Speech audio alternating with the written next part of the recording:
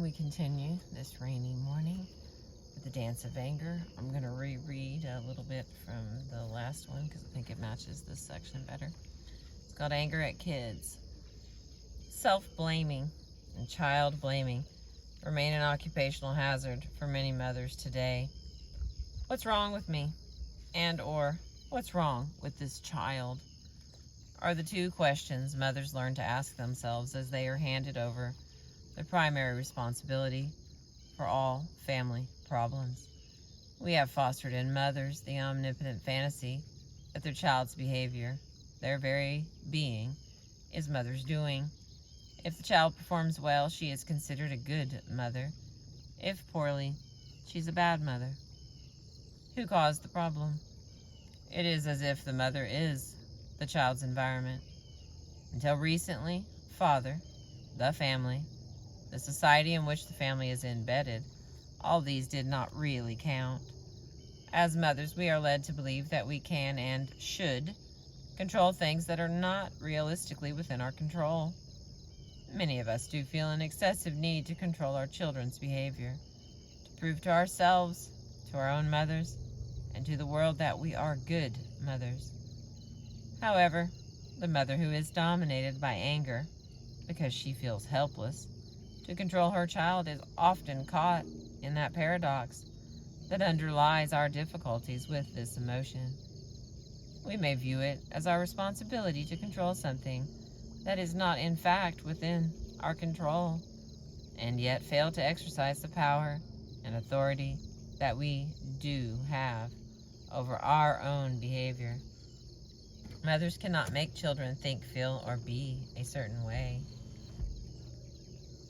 But we can be firm, consistent, and clear about what behavior we will and will not tolerate, and what the consequences are for misbehavior. We can also change our part in patterns that keep family members stuck. At the same time, we are doomed to failure without any self-help venture if we view the problem as existing within ourselves, or within the child, or the child's father for that matter. There is never one villain in family life, although it may appear that way on the surface.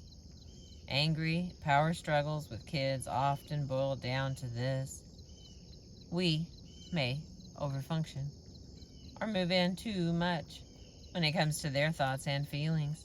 At the same time, we may underfunction when it comes to clarifying our own position and setting rules about behavior. Here is a typical example. Claudia, a 4-year-old dictator. Alicia, who had been divorced for several months, was starting to date a man named Carlos. I like him, but my daughter doesn't, Alicia explained. Whenever Carlos and I are about to leave the house together, Claudia, who's 4, begins to sob mournfully, as if her little heart is breaking. Perhaps it has to do with her loyalty to her father, but she just doesn't like Carlos, and she doesn't like me to be alone with him. She treats him rudely and refuses to speak to him. Sometimes she has a full-blown temper tantrum when the two of us are about to walk out the door. I feel such rage at her that I can't even be sympathetic. And what do you do when Claudia does these things? I inquired. When I'm feeling calm, I try to reason with her, explained Alicia. I let her know that I need to go out and that there is no reason for her to be upset about it. I tell her that soon she will get used to my going out and then it won't bother her at all. I explained to her that Carlos is a very nice man and that if only she would make the effort, she would like him. And how does your daughter react? I asked. She just doesn't listen to reason. She'll climb under the covers or put her hands over her ears, or she'll get even louder and more upset. Last week, it was so bad that I canceled my plans with Carlos and sent him and the babysitter home. Usually I go out, but then I feel so guilty that I don't enjoy myself. I know that Claudia is having a hard time with the divorce, but I end up furious with her for being so controlling. Ugh, that kid is a little dictator, is going wrong here? Can you identify Alicia's problem? Reasoning with kids. Reasoning with kids sounds like a good thing for an enlightened parent to do. In practice, however, it usually boils down to trying to convince them to see things our way. Alicia communicates to Claudia that Claudia's anger and distress are wrong, excessive, or uncalled for. Alicia not only wants to date Carlos, she also wants her daughter to want her to date Carlos. She not only wants her daughter to cut out the rude behavior, which is certainly a reasonable request, she also wants Claudia to like Carlos and to think that he is a nice man. It makes perfect sense that Alicia wishes that this were the case, but it is not possible to change our children's thoughts and feelings. More importantly, it is not our job. Trying will only leave us feeling angry and frustrated. It will also hinder our child's efforts to carve out a clear and separate I within the family. Why is Alicia having such a difficult time simply accepting her daughter's feelings of anger and sadness? Perhaps Alicia herself is anxious about going out, although she may not be aware of it. Perhaps she overfunctions or rescues when it comes to other people's feelings, especially those of her child. So many of us do this.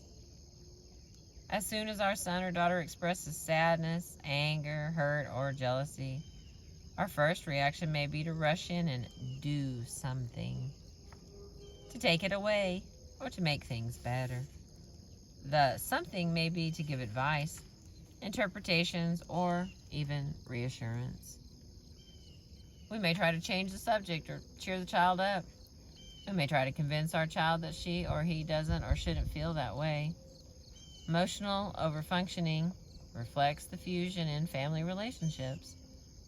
Family roles and rules are structured in a way that fosters overly distant fathering and overly intense mothering. If our child itches, we scratch. This togetherness force between mother and child may be so strong that many of us have difficulty achieving the degree of separateness that would allow us to listen to our children in an empathetic, low-keyed way, inviting them to talk more and elaborate as they wish. When we learn to stay in our own skin and avoid assuming an over-functioning or a fix-it position, children, whether they are 4 or 40, demonstrate a remarkable capacity to manage their own feelings, find solutions to their problems, and ask for help when they want it. What would you do in Alicia's place? Claudia calmed down considerably when Alicia was able to take the following 3 steps. First, Alicia listened to Claudia's thoughts and feelings without trying to change them or take them away.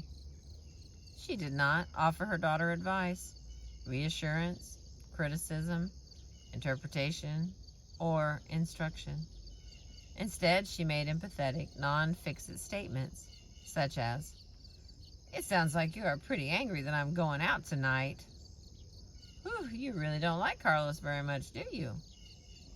Claudia felt reassured by her mother's calm, non-reactive listening, and she began to more openly express her anger, fears, and unhappiness about her parents' divorce. Alicia felt as though a burden had been lifted from her shoulders when she learned to listen to her daughter's problems without having to do something. Second, Alicia realized that it was her responsibility to make her own decisions about dating Carlos, or about anything else for that matter, and that these decisions were not based on her daughter's emotionality. Alicia communicated that she respected her daughter's feelings and took them into account, but that she would not make her decisions in reaction to her daughter's emotional outbursts. For example, Alicia would say, "I know you are having a hard time tonight, but Carlos and I are still going to the movies and then out to dinner. I will be home at about 11:30 after you are asleep." And when Claudia said tearfully, "I hate him," Alicia simply replied, "I understand that." Claudia, like all children, was ultimately reassured to know that she could express the full range of her thoughts and feelings, but that her mother was separate and mature enough to take responsibility for making her own independent, thought-through decisions, for herself and for Claudia as well. In the old pattern, Alicia would give in to Claudia and then angrily blame her for being manipulative. "That kid always gets her way." Third, Alicia took responsibility for setting clear rules about behavior and enforcing them. For example, throwing a tantrum was unacceptable behavior. If Claudia did this, Alicia would pick her up and take her to her room, where she would have to stay until she calmed down. Alicia also clarified that it was not acceptable for Claudia to continue to ignore Carlos whenever he spoke to her.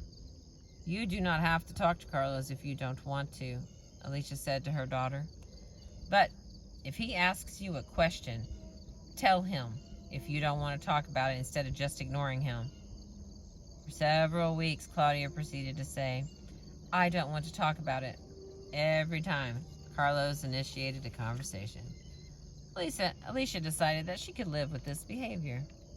Alicia also observed that the more she pursued her daughter to relate to Carlos, and the more Carlos attempted to move closer to Claudia, the more Claudia distanced. She and Carlos were both able to back off a bit and provided Claudia with the space she wanted. When Claudia no longer felt pressured to like Carlos or to feel close to him, she felt more comfortable and relaxed in his presence, and in time, she began to warm up to him. With children, as with adults, change comes about when we stop trying to shape up the other person and begin to observe patterns and find new options for our own behavior. As we sharpen our observational skills, some patterns may be easy to identify. I noticed that the more I ask Claudia to discuss her feelings about the divorce, the more she closes up. But when I leave her alone and calmly share some of my own reactions to the divorce, she will sometimes begin to talk about herself. Other patterns that involve three key people are more difficult to observe, as we shall see in the next chapter. I appreciate you listening. I hope you enjoyed the rain on the water this morning. Thank you.